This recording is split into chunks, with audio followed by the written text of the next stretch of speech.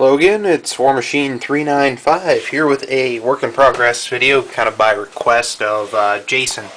So I'm just going to show you guys how to install magnets in the hands of the real grade strike, which turns out it's a lot easier than it sounds. Basically just a matter of making sure you have the right size magnet for the hole in the hand that's already there. Fortunately, HLJ carries them. Comes in packs of 10, about $4 a piece. I'll probably add a link in the description below. They're the 2mm by 1mm by 4mm magnets. So they kind of look like this. I'm hoping that focus is okay. And what you're going to need is super glue, not just modeling glue, because that will tear off so easily. Because these magnets are a hell of a lot stronger than anything you have in glue, other than crazy glue here. So, what we're going to do is, oh dear, there's glue all over the cap too. Alright, so I already have the left hand done, okay? So basically you drop the magnet in, where I put that, this one right over here. Alright, so I'm going to make sure this hand has the opposite of this magnet, so either hand can hold the rifle well anyway. So that's pushing, and this one's going to attract. So we're going to throw this one in this way in the hand, so both hands attract each other. We'll hope this works as soon as I get it in here. It's a pain in the butt to wedge in there.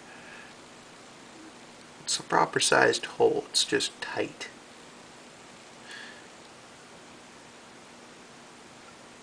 Oh dear. Now if you had a pair of plastic tweezers, that would work really well.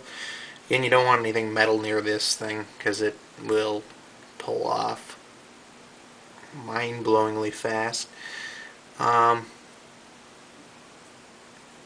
Curses. Is this even on camera? I'm hoping it is. Yeah, looks to be. Damn. So much easier just a second ago.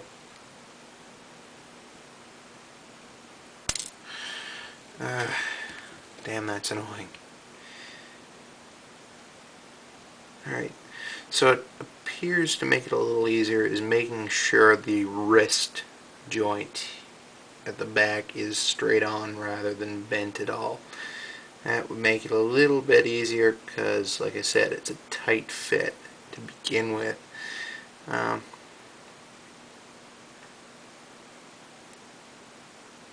Slippery little bugger.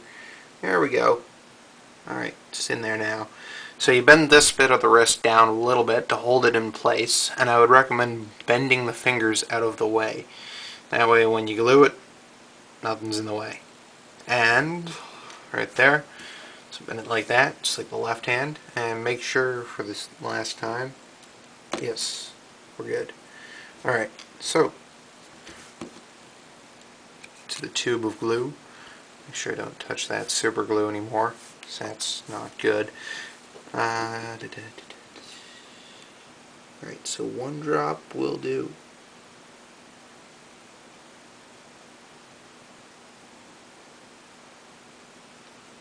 Alright, so make sure we bend that wrist back in to hold it in position. There we go.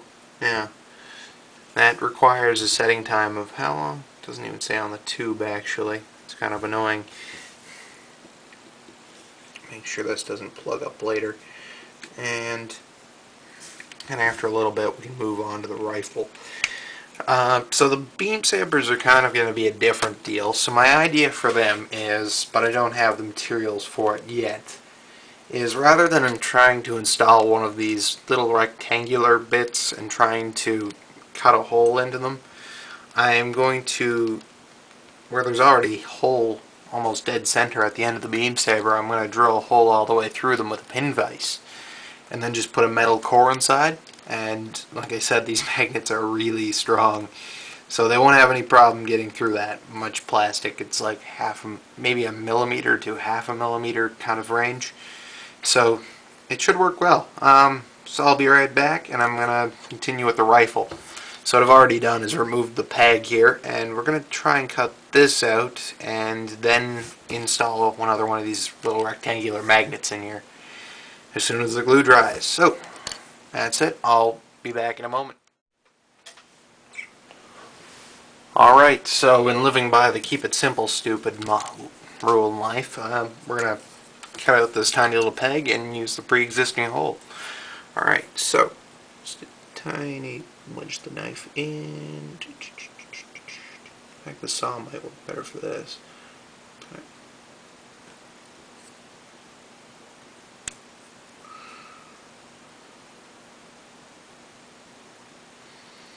Yeah, might.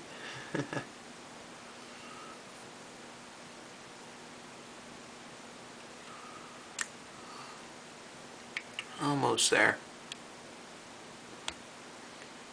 There we go. Alright. So we're just cutting out the peg and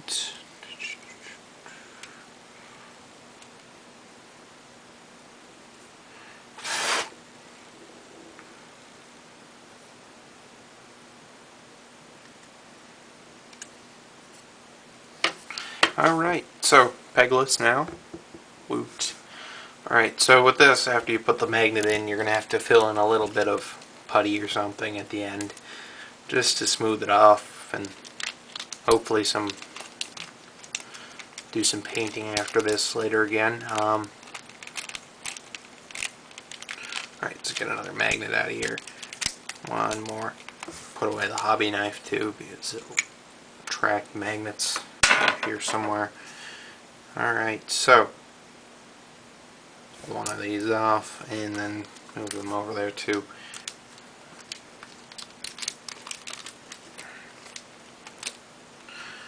Alright, so get our magnet.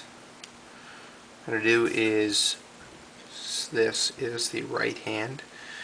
So it's going to go in there sideways by comparison with the other hand. You can adjust it up and down that way in the hand. And since the holes are lined up one way or another, just like that, that's perfect. Oh, geez, now it's just going to get stuck in there. There we go. Super glue's already dry too. Okay.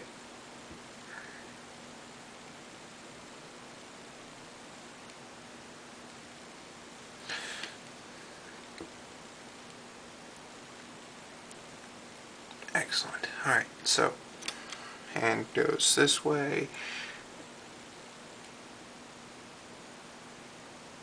Alright, so it fits in there near perfectly. Especially if you leave a little bit of flash from the pegs on there, it'll fit tight right at that area. And I'm going to slide this actually down to the bottom, or top, yeah, top, better, that way. So there's going to be a little bit at the bottom gap still, sorry, and that's not in the frame, was it?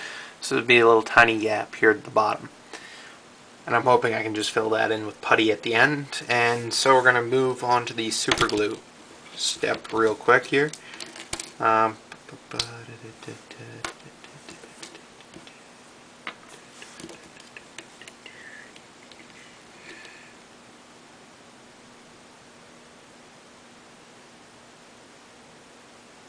at the top, right around the edges, smooth that out.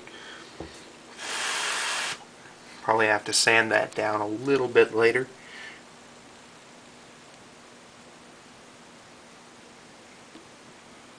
Okay. Now come on, keep it lined up, and that's pretty good.